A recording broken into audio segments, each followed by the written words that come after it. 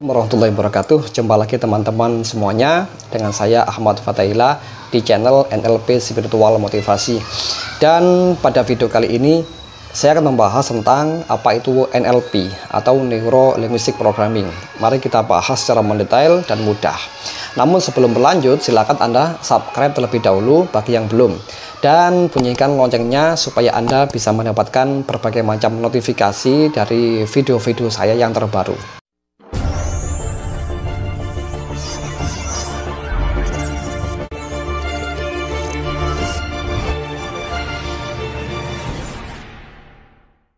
Nah, sekarang langsung saja kita akan membahas intinya dari pengertian NLP itu sendiri.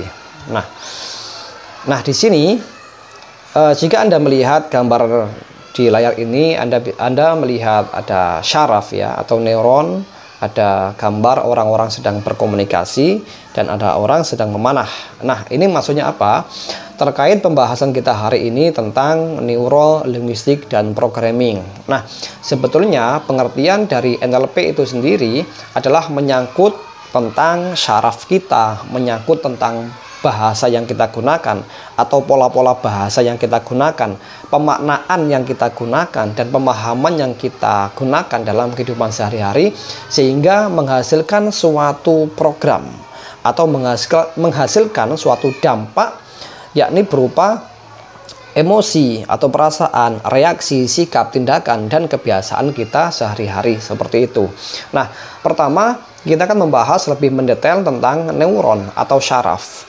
Neuron ini adalah sistem syaraf kita atau sistem berpikir kita, yakni dalam memikirkan segala sesuatu atau ketika sedang menyimpan berbagai macam informasi yang kita lihat, informasi yang kita dengar, informasi yang kita cium dengan hidung, yang kita cecap dengan lidah, dan yang kita raba dengan kulit atau tangan kita. Semuanya itu masuk ke dalam otak kita dan diorganisasikan ya. Artinya begini, setiap informasi yang masuk melalui panca indera itu diorganisasikan, dikodekan menjadi memori yang tersimpan di dalam otak kita seperti itu. Contoh, jika Anda memejamkan mata sebentar, pasti Anda masih melihat bayangan-bayangan lingkungan di luar Anda. Atau Anda menutup telinga, maka pasti Anda masih bisa mendengar suara-suara yang ada di dalam otak Anda sendiri. Seperti itu. Begitu pula dengan indera peraba, indera penciuman, ataupun indera pencecapan.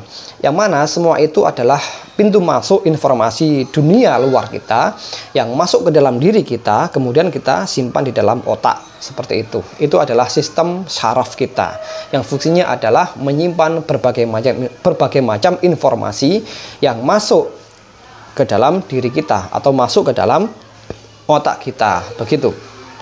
Kemudian informasi yang sudah masuk ke dalam otak kita ini akan dilabeli dengan bahasa atau linguistik.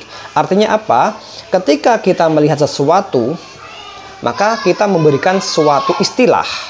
Contoh, jika Anda memegang laptop, maka laptop ini adalah suatu pemaknaan atau pemberian suatu istilah atau pemberian label pada benda yang berwarna putih misalkan, atau benda berwarna hitam yang bisa dibuka dan bisa dibuat untuk mengetik.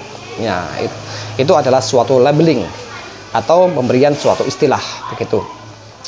Begitu pula, kenapa ada orang bisa berbicara atau ada orang bisa memahami sesuatu ya, seperti yang kita alami saat ini ya. Kita kan sedang berkomunikasi. Kenapa saya bisa menggunakan bahasa Indonesia? Itu karena saya menangkap informasi dari dunia luar, kemudian saya labeli, kemudian saya kasih saya berikan linguistik atau saya berikan label pada segala macam benda ataupun informasi ataupun kejadian yang kemudian saya labeli dengan bahasa. Begitu. Nah, itulah kenapa manusia bisa saling memahami satu sama lain, karena menggunakan bahasa yang sama atau menggunakan pola-pola bahasa yang sama. Dan itulah kenapa pula kalau kita bertemu dengan orang asing, misalkan orang Cina, itu kita tidak mengerti bahasanya karena kita tidak pernah mempelajari pola bahasa Cina atau tidak memiliki labeling tidak memiliki istilah-istilah dari bahasa Cina itu sendiri, sehingga kita nggak bisa memahaminya. Beda kalau kita sama-sama menggunakan bahasa Indonesia atau sama-sama menggunakan bahasa daerah masing-masing, ya pasti akan saling bisa memahaminya. Kenapa? Karena di dalam otak kita ada kamus, ada istilah-istilah yang sudah sering kita gunakan untuk melabeli sesuatu, melabeli benda, melabeli orang, melabeli kejadian-kejadian atau apapun itu, sehingga kita bisa saling memahami, bisa saling mengerti, ya, bisa berkomunikasi dan lain sebagainya dan seterusnya, seperti itu. Nah, kemudian pengaruh bahasa ini sangat penting sekali di dalam syaraf kita, gitu.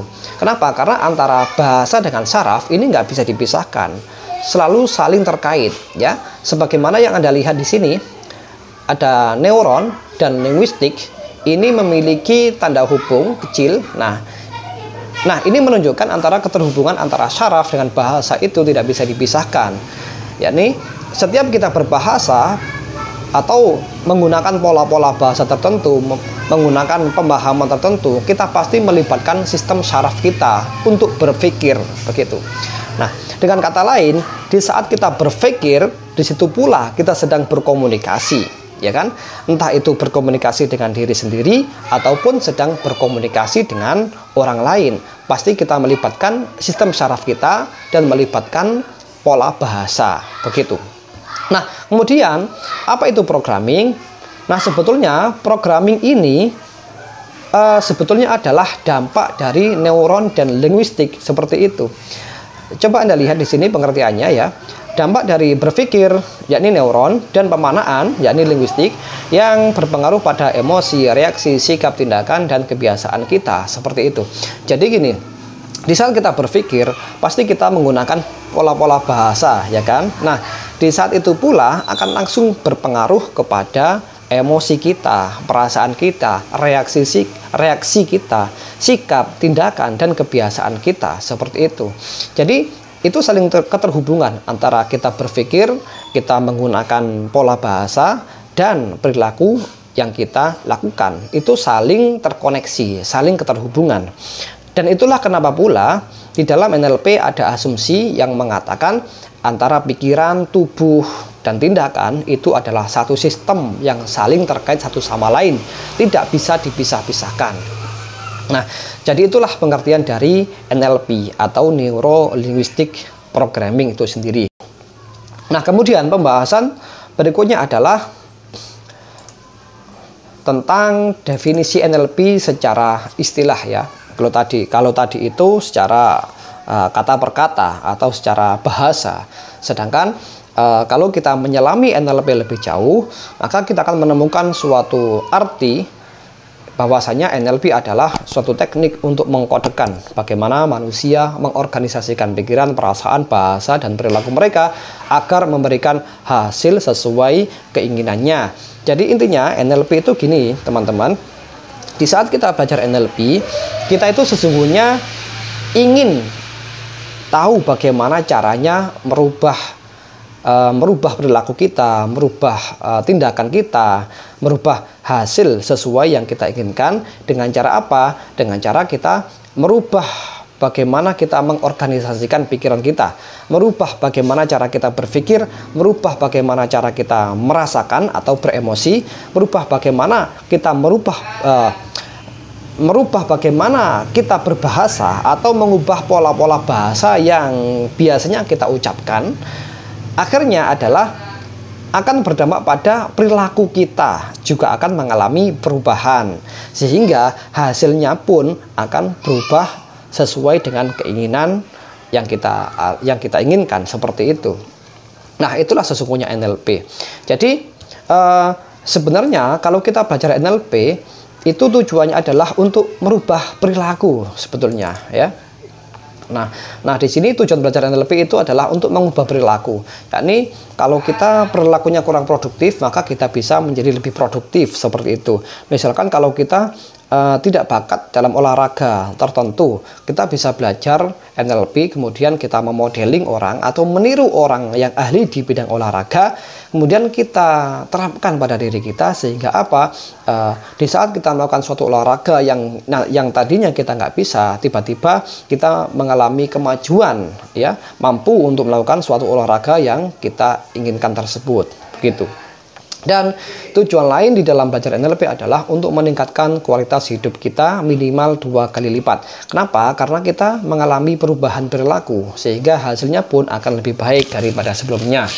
Maka oleh karena itu, minimal 2 kali lebih baik kita mengalami peningkatan kualitas hidup, seperti itu. Nah, itulah intinya NLP, yakni tentang perubahan, ya, yakni merubah perilaku kita. Ya, merubah perilaku kita yang diawali dengan merubah cara kita berpikir, merubah cara kita berkomunikasi atau menggunakan pola bahasa, merubah bagaimana kita merasakan atau beremosi, seperti itu. Yang dampaknya adalah perubahan pada perilaku kita, skill kita, ya, seperti itu. Hasilnya pun akan berubah. Nah, oke. Nah, itu dulu yang bisa saya sampaikan. Mudah-mudahan bermanfaat, dan sampai ketemu di video berikutnya. Terima kasih. Saya akhiri. Wassalamualaikum warahmatullahi wabarakatuh.